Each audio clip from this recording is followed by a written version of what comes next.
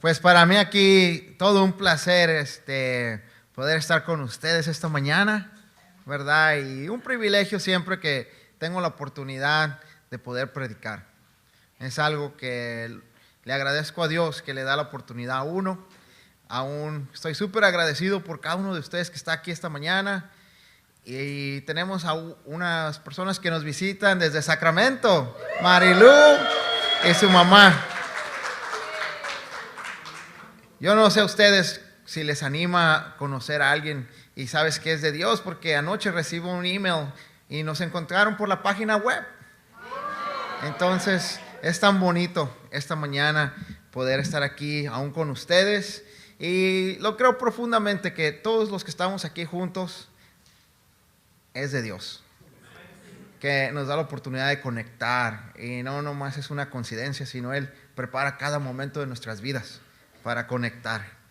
Y siempre les digo a mis amigos o a los que con los que convivo de que no es solamente yo hacia allá, sino es de los dos lados. Como Dios impacta tu vida, impacta también mi vida. Como impacta Dios mi vida, también impacta tu vida. Entonces, el día de hoy, al abrir la palabra de Dios, es la palabra de Dios la que nos va a administrar, ¿verdad? Y por eso estoy muy contento de poder hacer esto juntos y continuar aquí con nuestra serie, la del Sermón del Monte. Prédicas sobre la vida cristiana contracultural. Y ya la semana pasada, si tuvieron oportunidad de escuchar a Andrés Villaneda, estaba hablando, ¿verdad? Amén. Que Dios lo está preparando para maestro, y nos dio un contexto cultural de la audiencia, de los que estaban escuchando, y esta idea, ¿verdad?, de que el Sermón del Monte es probablemente la parte más conocida de la enseñanza de Jesús, aunque podríamos suponer que es la parte que menos se comprende y seguramente la que menos se obedece. Y es una realidad. ¿Cómo vas a obedecer algo que no entiendes? Entonces es muy importante lo que podemos aprender para poder entender y para poder obedecer las enseñanzas de Jesús. Aún he tenido increíbles pláticas con diferentes personas de ustedes, donde han dicho, a veces yo leía el Sermón del Monte y decía, esto se aplica a mi vida, esto no, pero aún como pudimos aprender de que la enseñanza es completa y todo se aplica, no solamente unas partes, ¿verdad? Miren, este es el libro que estamos usando como base para nuestro aprendizaje y llevando la prédica. Es el Sermón del Monte por John Stott, y también está en inglés. Si van al mensaje.app, tenemos el PDF ahí también, el PDF, que lo pueden ir leyendo, y de aquí vamos pasando un poco lo que estamos llevando, ¿verdad?, de aprendizaje. El escritor aquí, John Stott, dijo esto: es lo más parecido a un manifiesto que Jesús haya pronunciado, porque es su propia descripción de lo que deseaba que sus seguidores fueran e hicieran. Entonces está hablando del Sermón del Monte, y al estudiar esto por los próximos meses, si alguna vez te preguntaras, ¿y cuál era la visión de Jesús para la iglesia? Ahí lo vas a ver, que era lo que Jesús deseaba que sus seguidores fueran e hicieran. Aprendí yo aún mirando la clase de la semana pasada. No estuve aquí con ustedes porque fui a predicar esta clase a otra iglesia, ¿verdad? Y ahí estuvimos llevando la palabra, pero la miré en línea, que es lo increíble, que ahora puedes mirar, ¿verdad?, las clases. Y me encantó aún cómo Andrés nos dejó saber las diferentes audiencias y cómo les impactaba a cada uno de ellos. Entonces, pero esa era la idea para ellos, y como aprendí en Verbo Auristo, no solamente era para ellos, pero también para nosotros. Esta idea de que si quieres ser un seguidor de Jesús, puedes seguir las enseñanzas de Él y lo que vamos a ir aprendiendo en el Sermón del Monte. Estaba yo hablando con otra iglesia y le decía, a veces nuestra desilusión de las iglesias es que miramos la iglesia aquella otra iglesia, mira lo que ellos hacen, mira lo que los otros hacen, en vez de ir a las enseñanzas de Jesús y cuál era su manifiesto para que los verdaderos seguidores lo llevaran. Entonces, en vez de compararnos y mirar, podemos ir y mirar las enseñanzas de Jesús, y ahí puedes aún por ti mismo mirar y decir, oye, Ellos dicen que son, pero son. Ellos hacen lo que Jesús dice, ¿verdad? Y puedes mirar esa comparación. Ya después te vas a dar cuenta y vas a mirar aún en las enseñanzas. Y él, parte de lo que vamos a aprender hoy, que no se trata de ellos, pero al final la enseñanza se trataba de ti y Dios. Porque eso somos la iglesia, nosotros, no aquellos, ¿verdad? Entonces, es algo bien increíble que vamos a ir viendo y estudiando, pero ¿qué les parece si oramos antes de entrar a lo demás? Vamos a orar. Me encantó como Silvia dice, disculpen que estaba orando. Tan bonito orar. Oh Dios Todopoderoso, tú conoces nuestra incapacidad para expresar o comprender aquello que debemos decir o aún oír, Padre. Necesitamos que nos ayudes esta mañana para que abras nuestro entendimiento.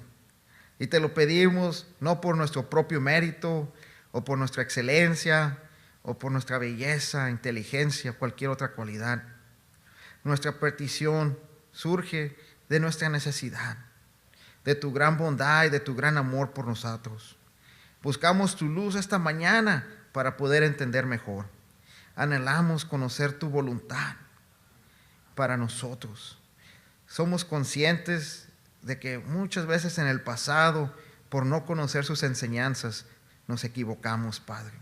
Reconocemos que muchas veces, Padre, lo necesitamos y no vamos hacia usted. Pero esta mañana venimos aquí todos, buscándolo, Padre. Por eso nos regocijamos, Señor, que usted envió a su Hijo al mundo para darnos la luz. Permita que sus enseñanzas nos animen, nos guíen y nos ministren esta mañana. Y es en el nombre de Él que oramos. Amén. Amén. Bueno, y la pregunta que seguimos haciendo, ¿por qué fue la enseñanza de Jesús contracultural? Andrés me encantó que explicó detalladamente mucho sobre esto. Solamente yo quería hacer un pequeño, subrayar ahí un poco, bien simple, pero si quieren aprender aún más pueden ir a la semana pasada y mirarlo más en detalle. Pero aún estaba yo mirando y leyendo que en aquellos tiempos la sabiduría tradicional judía buscaba enseñar a las personas de cómo vivir de una manera práctica para que pudieran estar saludables, ser ricas y sabias.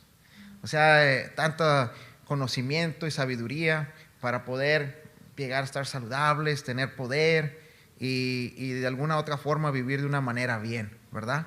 Entonces eso es lo que hacía. Y en contraste, la enseñanza de Jesús ofrece un tipo de sabiduría totalmente diferente. Y vas a decir, ¿y cómo es esa? ¿Qué les parece si leemos otra vez los primeros 4 versículos?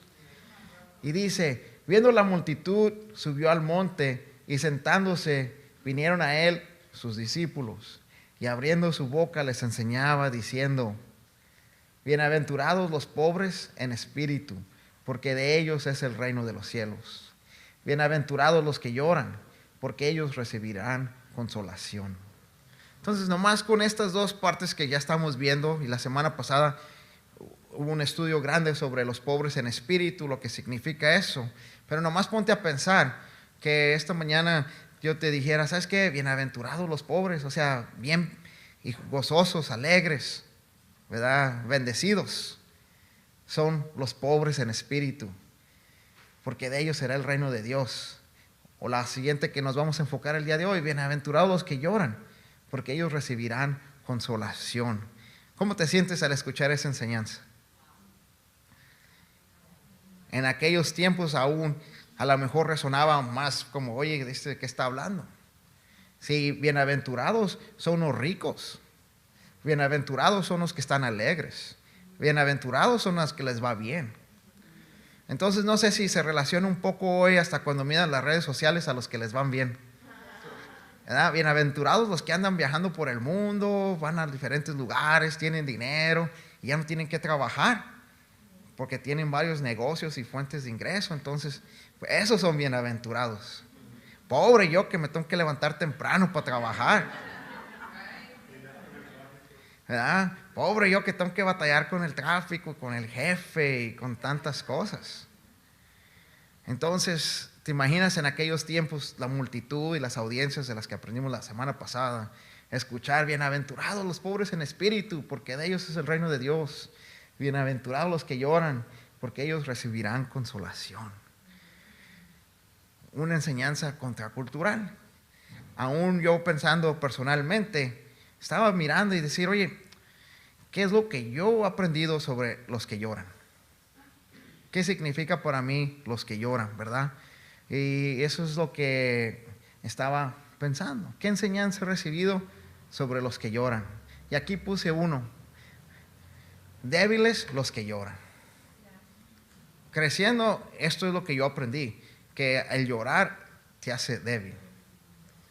Cuando lloras, eres débil, porque le estás dando poder a otros para que te hagan cosas. Y sobre todo cuando yo vine a este país, eso es lo que yo aprendí, porque yo llegué aquí a los 13 años. Entonces en la middle school, los niños eran duros. Y yo no sé por qué, naturalmente, se me salían las lágrimas fácilmente. Entonces, cuando eran bully o cuando eran de una forma malos y que se me salían las lágrimas, ¿verdad? Me sentía como que débil soy, quiero ser fuerte. Y hasta tenía un amigo que me dijo, ¿sabes qué? Yo te voy a enseñar a ser fuerte. Le dije, no, sí. Y me empezó a pegar. ¡Ah! Y yo le digo, ¿por qué me pegas? Para hacerte fuerte. Y ya después que me estaba pegando, sí se me salieron las lágrimas. Me dice, ¿por qué lloras? Hazte fuerte. Le digo, no lloro, nomás me acuerdo. Tratando de ser chistoso, ¿verdad? Para disfrazar que pues, me dolía cuando me estaba pegando. Entonces, me acuerdo muy bien llegar el día cuando ya no me dolía, ya no lloraba por las cosas que pasaban. Era entrando a la preparatoria, a la high school. Llegó el punto que ya congelas el corazón. Y me sentí en aquel tiempo como superpoderes. Dije, ¿sabes qué? Pase lo que pase en esta vida, ya no lloro, soy fuerte. Entonces, esa fue la enseñanza que yo recibí. Y pensé en otras que a lo mejor tú has recibido.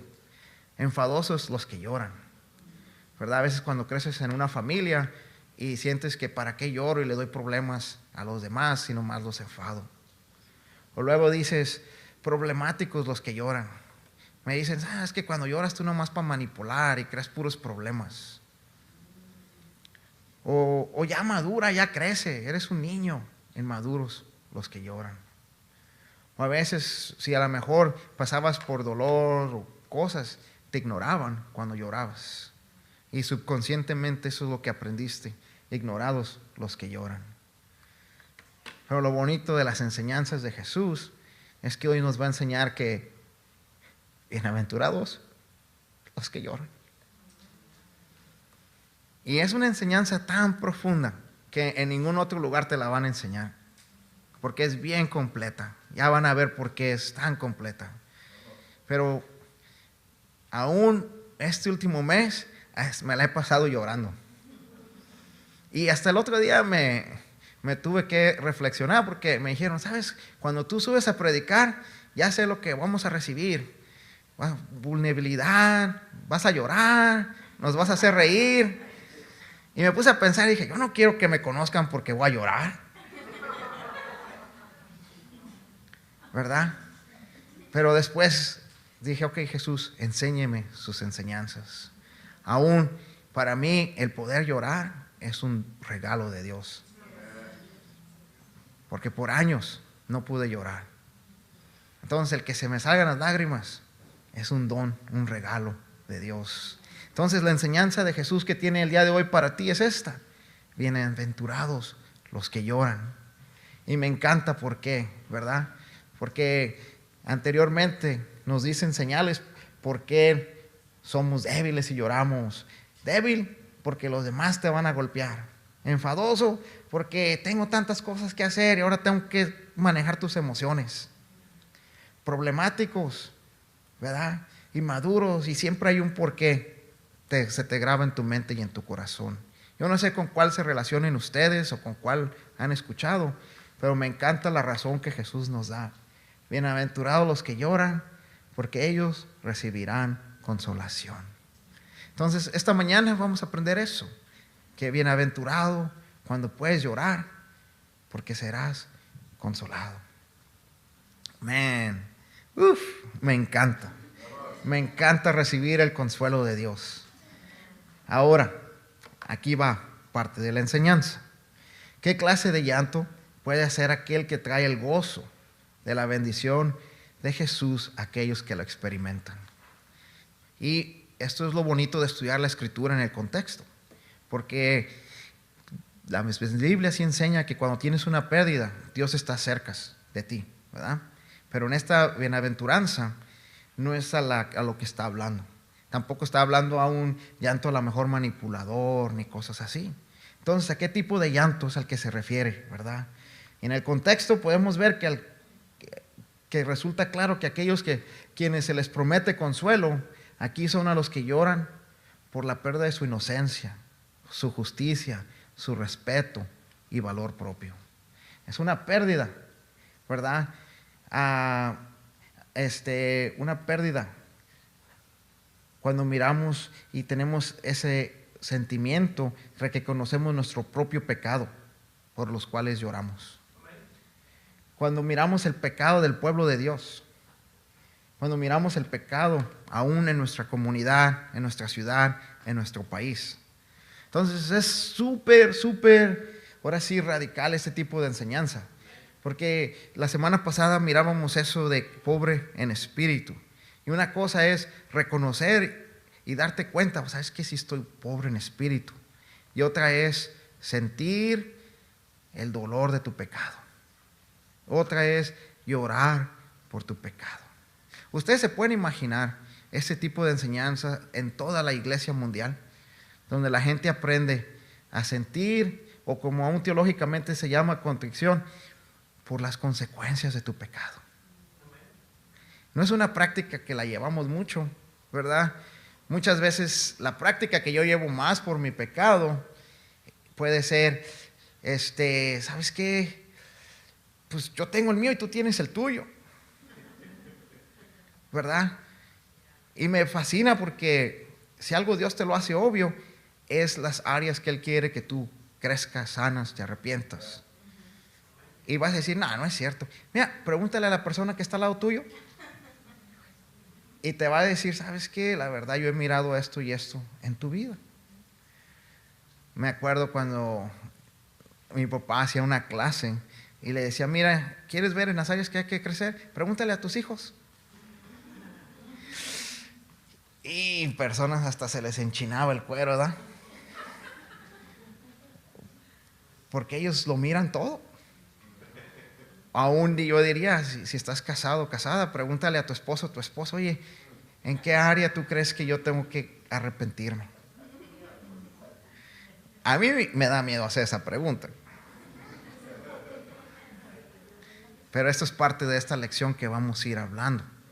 Porque esa es solamente la parte 1. La parte 2 es cuando en verdad entiendes tu pecado y el dolor que le genera a Dios, el dolor que le genera a otros.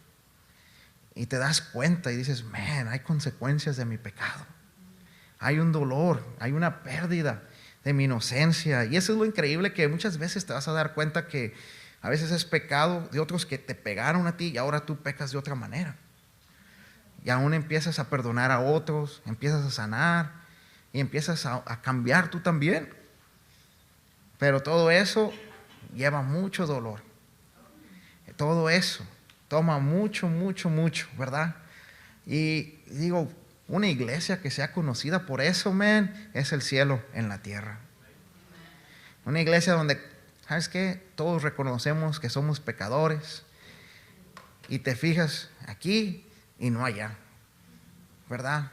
Hablan de esa idea de que cuando traes tu vaso lleno y estás enfocado en tu vaso, no miras qué falta aquí, qué falta allá.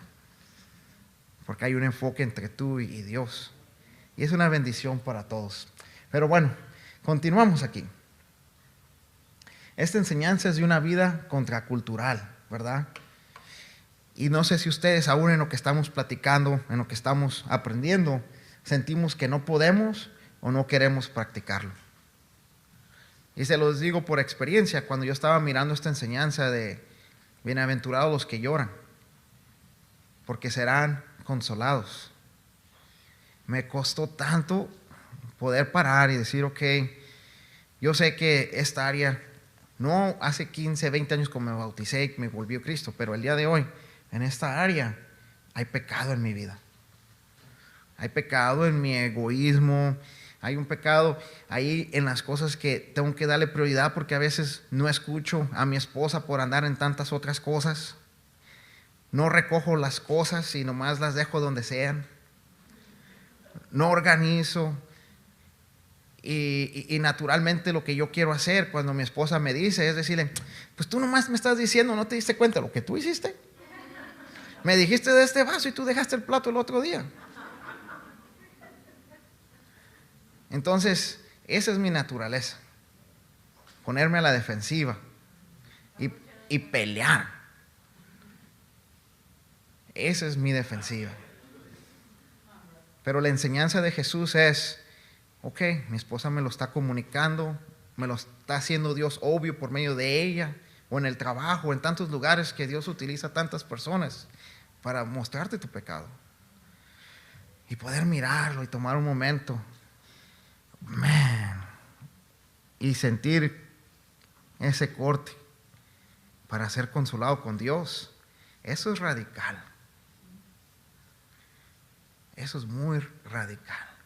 Ayer tuve un increíble estudio con un joven que estamos estudiando la Biblia. Y al final de estudio le pregunto, ¿cómo te sientes? Dice, siento muchas emociones. Siento alegría, pero también siento mucha culpa. Y muchas veces así va a pasar cuando miras tu pecado. Vas a sentir una culpa. Pero algo que quería decirles es esto. Al reconocer nuestras faltas, nos abrimos al perdón de Dios y a la posibilidad de cambiar.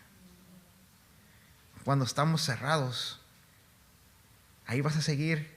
Y la realidad, y se los puedo decir el día de hoy, la persona que se cierra, la persona que se cierra y no se abre, termina sola. Conozco personas hasta de 100 años que están solos. Conozco personas de 70 años que terminan solos. Hasta de 50 y 40 años que están solos. Y han llegado a aún tener grandes propiedades y toda la cosa, pero solos. Porque Dios les habla y no pueden o no quieren hacer esta práctica. Y por eso yo le agradezco a Dios de que me ha enseñado en sus enseñanzas, aún no hace 20, 15 años, ahorita, que estoy creando a mi hijo y aún poder enseñarle lo que es llorar, lo que es ser consolado por Dios. Y no por lo que le digo, sino como lo estoy practicando. Porque eso es lo que he mirado aún en mi relación con mi esposa. Yo le puedo decir, mira, estoy aprendiendo esta clase y mira, Dios dice que tienes que llorar por tu pecado. Me va a decir, ¿por qué no lloras tú por el tuyo? Para que Dios te consuele. Pero qué increíble cuando las personas alrededor tuyo lo pueden ver. Miran cómo estás roto o rota por tu pecado. Y también miran el consuelo de Dios. Miran la bendición y dicen, ¿sabes qué? No es perfecto, pero qué bendecido y bienaventurado es esa persona. Yo también puedo. Y es como una cadenita que se va expandiendo. Y se van conectando uno y es una intimidad como nada otra cosa. Porque eso es lo que más destruye matrimonios y lo he mirado. Yo hablé con un gran amigo mío, después de 20 años se acaba su matrimonio. Y me dijo, ¿qué es lo que pasó? Y me dijo, si hay una cosa, fue el no reconocer nuestro pecado personal y estar abierto al perdón de Dios. Pero el acusarse y el tirarse piedras y no perdonarse unos a otros, y eso los acaba. Imagínate 20 años, hijos, casa, negocio, toda la cosa. Qué dolor tan más grande. Pero lo increíble que podemos estar aquí, si estás aquí, y puedes aprender del Maestro Jesús, ¿verdad? Dice el escritor de este libro: necesitamos, por siguiente, considerar que la vida cristiana, según Jesús, no es solo puro gozo y risas. Algunos cristianos parecen imaginarse, especialmente si se encuentran llenos del Espíritu, deben llevar un rostro de una sonrisa perpetua, ser continuamente, estar rebosantes en gozo. Y hay veces que también es bueno llorar por nuestro pecado, ¿verdad? Aún Lucas 6, 25, 27, que es la versión paralela de lo que estamos leyendo, dice: ay de ustedes, los que ahora ríen, porque sufrirán y llorarán. La verdad es que existen cosas tales como las lágrimas cristianas. Y es un wow, que en verdad es una buena enseñanza de Jesús. Y esto es lo que me encanta, que con una buena teología, o sea, una buena enseñanza saludable, podemos ser bienaventurados o bienaventuradas, que lloramos y recibimos el consuelo de Dios. Y eso es lo que ayer le estaba enseñando a este jovencito, que si sientes tristeza, sientes como a lo mejor debería haber sido así o debería estar haciendo lo otro, pero al estar con ese sentimiento de contraído, llorando ante Dios, porque sí lloramos juntos al estar orando, ¿verdad? Recibimos el consuelo de Dios. Esos 15 minutos me refrescaron como no sé cómo explicarles. Sentía como que estuve ahí un pedacito en el cielo, con esa fe tan suave, con ese corazón tan blandito, que dije: mira, tan joven en todo, aprendiendo la Biblia, tan joven de edad, y lo mucho que me está enseñando. No necesitaba títulos de teología en este momento él para enseñarme ese corazón que él lo está practicando. Aunque también se ocupa el aprendizaje, ¿verdad? Saludable. Pero fue tan increíble poder experimentar eso. Y eso es lo que les animo aún como iglesia, que crezcamos en una teología saludable. Porque si no, híjoles, venimos a la iglesia y son puros cuchillos, ¿verdad? Como nos hablamos unos a otros, o los pensamientos que tenemos de unos a otros, en vez de poder estar ahí unos por otros y consolándonos con el consuelo de Dios. Amén. Un ejemplo, Romanos 7, 24 al 25, Pablo mismo experimentó esto. Y miren lo que él dijo: soy un pobre miserable. ¿Quién me librará de este cuerpo sujeto a la muerte? Palabras muy fuertes, ¿no? Y él es el que escribió la mayoría de las cartas del Nuevo Testamento. Y dice: gracias a Dios por medio de Jesucristo nuestro Señor. En conclusión, con la mente yo mismo me someto a la ley de Dios, pero con mi carne está sujeta a la ley del pecado. No sé si alguien se relaciona. Pero miren su conclusión en Romanos 8, 1 al 2. Dice: por lo tanto, ya no hay ninguna condenación para los que están en Cristo Jesús, pues por medio de él la ley del Espíritu de vida te ha liberado de la ley del pecado y de la muerte. Amén. Poder mirar que sí, ¿saben qué? Soy pecador. Aún él dijo y llegó a considerarse el peor de los pecadores. Y no creo que nomás lo decía porque se escuchaba bonito, sino él llevaba esta práctica en verdad, donde él conocía su pecado y las consecuencias de su pecado. Pero también conocía la gracia de Dios, el consuelo de Dios. Y eso es lo que me he dado cuenta, se necesitan las dos.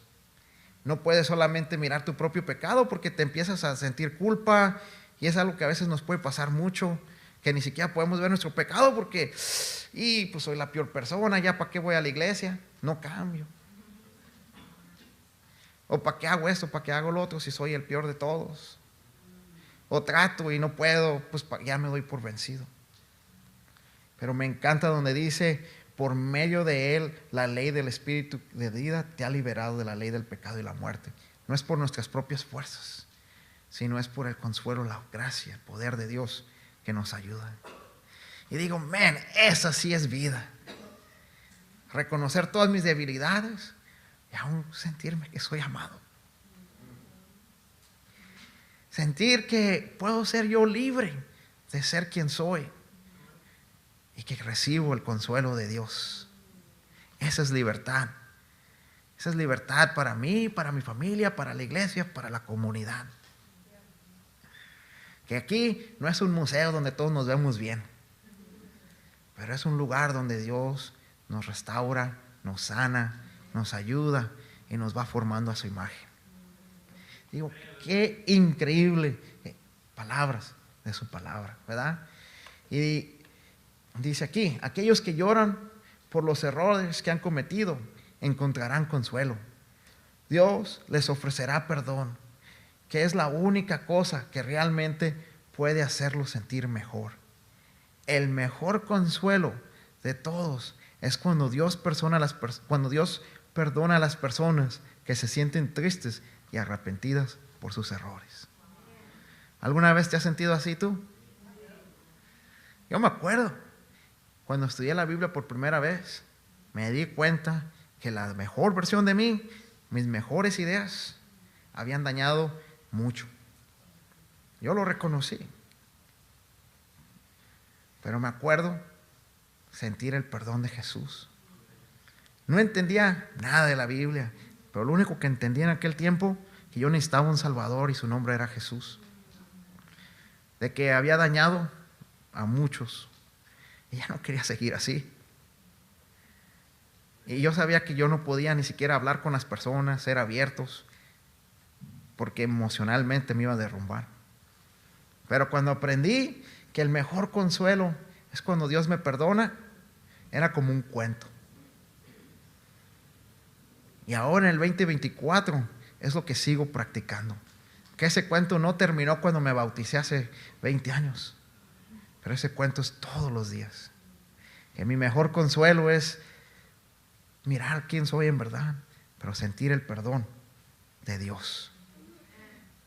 ¡Y qué increíble! Ese es el reino de Dios.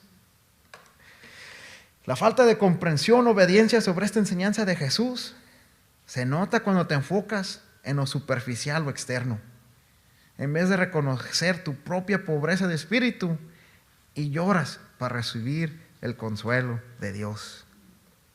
Ayer fue tan increíble porque estábamos mirando lo que decía Jesús de sí mismo y dice: yo soy el pan de vida, ¿verdad? Los que vengan a mí no tendrán hambre y ni sed. Y dije, ay, ¿cómo se relaciona lo de pan de vida con hambre y sed? Pero al estar estudiando ahí me di cuenta, y es verdad, cuando Dios nos consuela, nos llena esa sed del alma. Cuando Dios nos consuela, nos llena esa hambre del alma. Y si no, búscale, aviéntate 30, 40 años allá, haciendo todo afuera. Y algún día regresarás al mismo punto donde sabes que tengo hambre, tengo sed. ¿Qué me va a llenar? ¿Qué me va a consolar? Esto te consuela. Reconocer tu pobreza espiritual y tener ese espíritu que llora para recibir el consuelo de Dios. Miren lo que dijo Juan en 14, 15 al 16. Dice: si ustedes me aman, obedecerán mis mandamientos. ¿Quién ama a Jesús? Me encantan los que alzaron sus manos. Dice: y yo pediré al Padre que les mande otro consolador para que los acompañe siempre. Me encanta la palabra que usa para el Espíritu Santo. No dijo el acusador, ¿verdad? Dijo el consolador. Juan 14, 17 al 18 dice: el Espíritu de verdad, a quien el mundo no puede aceptar porque no lo ve ni lo conoce. Increíblemente que tú sí puedes. ¿Se acuerdan cuando les dije, a veces no queremos llorar por nuestro pecado, no queremos? Lo creíble es que con el Espíritu Santo tú sí puedes, porque Él es el Espíritu de verdad. Y eso es lo más bonito, que en tu formación, en tu caminar con Dios, aún en escuchar esta prédica o en la semana, te vas a dar cuenta que vas a empezar a ver tu pecado. Vas a empezar a ver las formas que hieren a otros. Y Él te habla muy claro. Y cuando lo empieces a sentir, vas a tener una opción: ignorarlo o escucharlo. Pero recuerda que esa voz no es para acusarte, pero es de verdad y de consuelo para ti, para que te vaya guiando, ¿verdad? Dice la segunda parte de la escritura: pero ustedes sí lo conocen, porque vive con ustedes y estará en ustedes. No los voy a dejar huérfanos, volveré a ustedes. Ese es el Espíritu Santo que está con nosotros. Increíble. Juan 14, 25 al 26 continúa diciendo: todo esto lo digo ahora que estoy con ustedes, pero el Consolador, el Espíritu Santo, a quien el Padre enviará en mi nombre, les enseñará todas las cosas y les hará recordar todo lo que les he dicho. Fíjense en que desde que estudié esta escritura y hice este estudio, voy manejando y se me vienen escrituras, enseñanzas a la mente. Y digo, no soy yo, es el Espíritu Santo que me está consolando. Voy pasando por situaciones difíciles, así como todos ustedes. En mi mente una parte quiere decir: mira, por tu culpa. O en otra parte empieza, Pero después empiezo a escuchar las enseñanzas de Dios. Y digo, wow, ahí sí encuentro consuelo. Encuentro esperanza. Y eso es el Espíritu Santo que vive aquí con nosotros y como lo describe Jesús. Entonces, bien increíble y bien animante la enseñanza de Jesús. Bienaventurados los pobres en espíritu, porque de ellos es el reino de Dios. Y eso es lo que aprendimos la semana pasada, que es la primera parte, ¿verdad? Y vamos viendo cómo Él nos va dando enseñanzas. Primera enseñanza, y van conectadas con la que sigue. Segunda enseñanza de hoy es: bienaventurados los que lloran, porque recibirán consolación. Eso es lo que vamos aprendiendo de Jesús. Son las enseñanzas de Él que nos está dando. Entonces, les animo que esta semana se tomen un tiempo, aun si no puedes llorar, que tengas esa conversación con Dios y decirle: Dios, ¿por qué no puedo llorar? Dios, ¿por qué me cuesta reconocer mi pecado? Ayúdame para recibir tu consuelo. Y para Él sea la gloria, hermanos y hermanas. Gracias.